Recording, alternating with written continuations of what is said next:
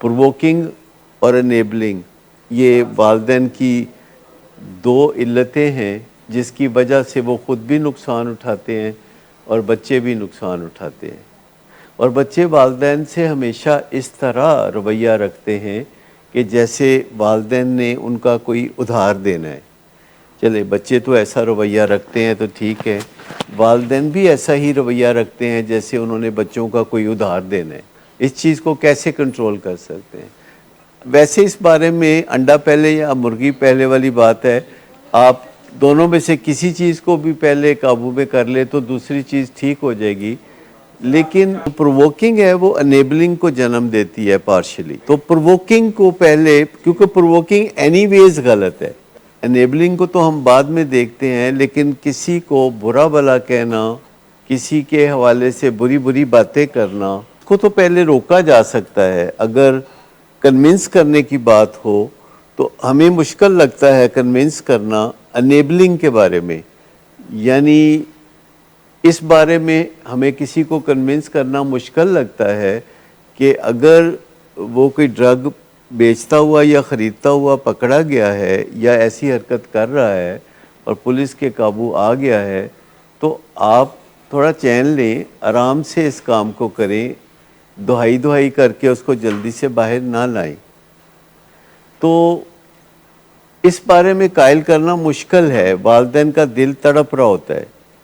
لیکن اگر ہم انہیں کہتے ہیں کہ گالی گلوچ نہ کریں اولاد کے ساتھ اور برا بھلا نہ کہیں اور تانے مینے نہ دیں، تو اس میں تو ان کے پاس کوئی جواز نہیں ہے۔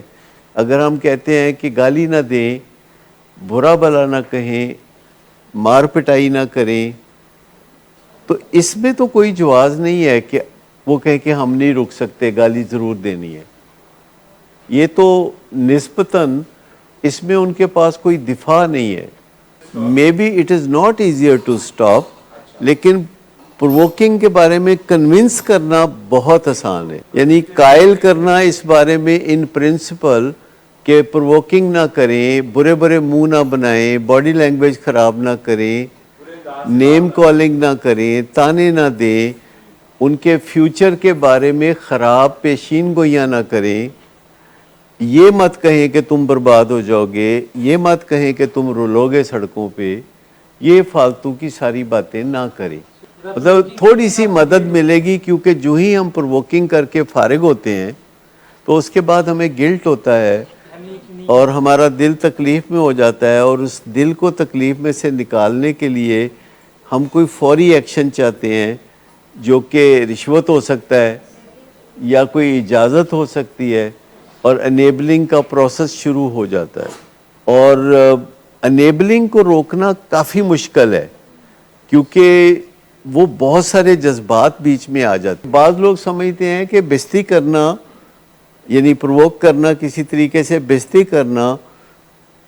کوئی مسئلے کا حل ہے، اس سے تکلیف ہوگی اور آئندہ وہ تکلیف سے بچنے کے لیے ایسا نہیں کرے گا۔ یعنی جب اسے پتہ چلے گا کہ ڈرگز کرنے سے بےعزتی ہوتی ہے تو وہ ڈرگ نہیں کرے گا، کیونکہ